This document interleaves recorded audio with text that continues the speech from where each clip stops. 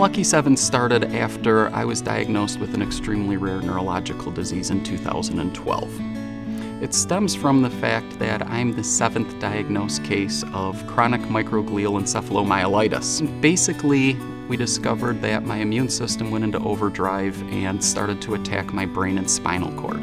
I went from 2011 competing in 13 different events to not being able to barely feed myself. My hands are shaking so bad, food's flying off the fork. Having difficulty walking, needing to get a walker because my balance had gotten so bad. Needless to say, I didn't waste any time, started talking to local doctors. We had no idea what was happening. Spent 14 days at Mayo Clinic, had numerous tests of spinal taps, brain MRIs, back and spinal cord MRIs, CT scans, PET scans, autonomic tests. I had a very accomplished neurologist at Mayo Clinic show me on his computer scans of my brain MRI, point out all the abnormalities. A brain MRI should appear as either black or gray is good. White is bad. I had white dots everywhere from ear to ear, top to bottom, and down my spinal cord. We didn't know what they were. In fact, he looked at me and said, "Rob, I've never seen this before." 5 words I'll never forget, and I didn't expect a neurologist at Mayo Clinic to tell me he's never seen something like this before. I now found myself taking a very, very deep breath, looking back at him and saying, "Okay, how long do I have?" And he said, "No, we think we're gonna be okay. We've got some more tests we need to run." And thankfully I found another doctor here at the clinic that thinks he might know what this is, and you're gonna start being seen by him. So, okay, that gave me a little bit of hope. Started to see this doctor the following week. We ran more tests, decided ultimately we needed that surgical biopsy to figure out what it was. He's seen this a couple times, a small group of patients, and that the great news was that it can be treated. Treatment's aggressive, and it's gonna be tough on your body, and it's hard, but we can treat it. And he then talked about how the other patients in this small group reacted to the treatment and what we needed to do and what I could expect. And finally my wife looked at him and said, "Doctor, you keep referring to a small group of patients a few times. How many people are we talking about?" He simply looked at us and said, "Well, there's 6. At that point, my wife looked at me and said, "Well, I guess you were lucky number 7. It was just over 5 months from completing my last race to having my brain cut open. Fast forward a couple months and I'm lying awake one night with severe insomnia from all the medication I'm on, being very thankful that I got a diagnosis that I did, that I'm ultimately going to be okay. Will I ever get back to 100% of where I was? We don't know, but I'm alive, I'm okay, I have to do something with this. I want to start a nonprofit to raise funds for neurological research, and not just my disease, but a broad spectrum.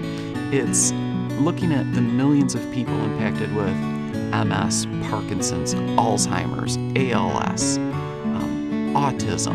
And this is neurological diseases impact millions of people. We've got to do something about it. I'm going to start a nonprofit. I'm going to call it Team Lucky 7. Team Lucky 7 is designed to be an athlete-focused, athlete-driven group.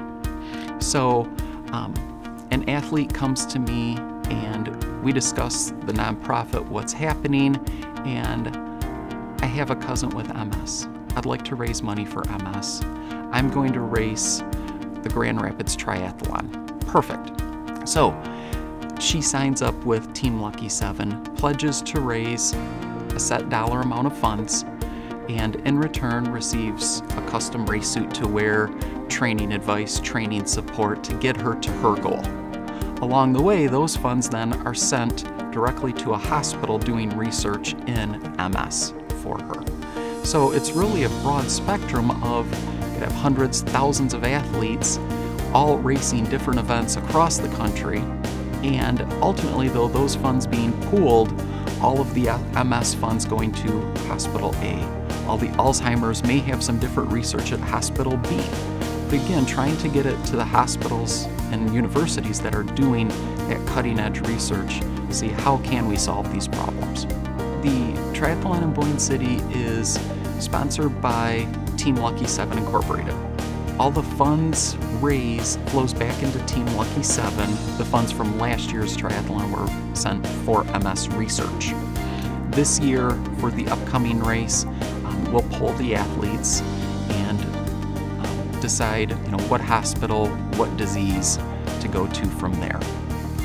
In 5 years, I'd like to be able to say that we've had at least 5,000 athletes work with the nonprofit to raise funds for neurological research. Again, the goal is to fight neurological disease.